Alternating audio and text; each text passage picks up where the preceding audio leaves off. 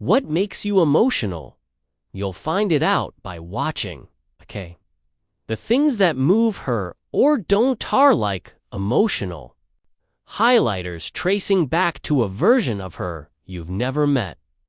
And the more you notice them, the more clearly you'll see the difference between someone who has faced their past and someone who's still running from it. Observation over. Interrogation 8. Final tip: observation over interrogation.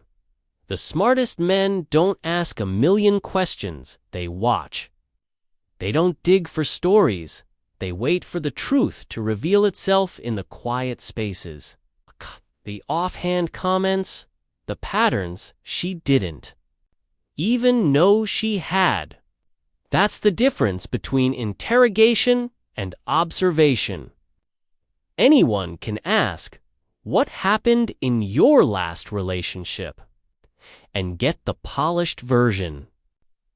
But the man who really pays attention already knows the answer, because he saw how she flinched when you canceled plans. She shut down when things got too intimate. Or how she lit up when someone finally praised her for something deeper than her looks. These aren't coincidences. These are emotional fingerprints. Being observant doesn't mean being cold or calculating. It means being emotionally literate. It means reading the room, reading her with the kind of awareness that makes you a man who doesn't fall for the mask. Because when you rely on words alone, you're often buying the story she tells herself to survive. But when you rely on observation, you're seeing the woman underneath. The one who may still be hurting. The one who might be ready to grow. Or the one who isn't. Either way, now you know. And that kind of clarity, that's power. So don't chase answers, invite them.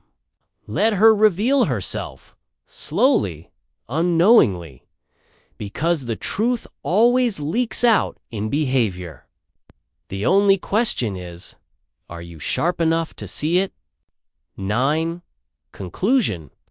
If you've made it this far, you're already miles ahead of most guys out there. Because now you're not just hearing what a woman says you're seeing, who she is. And once you learn to observe with this kind of clarity, your dating life changes. You stop wasting time. You stop falling for the highlight reel. And you start connecting with women in a way that's real, grounded, and on your terms. If this gave you even one insight you didn't have before, drop a comment below and let me know what part hit hardest. Was it something she said? Something she didn't say? I read every single one. And if you're the kind of man who wants to understand the deeper game, the psychology, the patterns, the emotional layers most guys miss, then hit that subscribe button right now. This is just the beginning.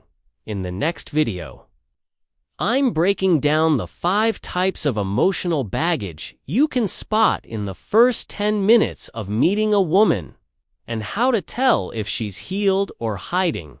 You not gonna want to miss that dot. Until then, keep your eyes open, your standards high, and your peace protected. I'll see you soon.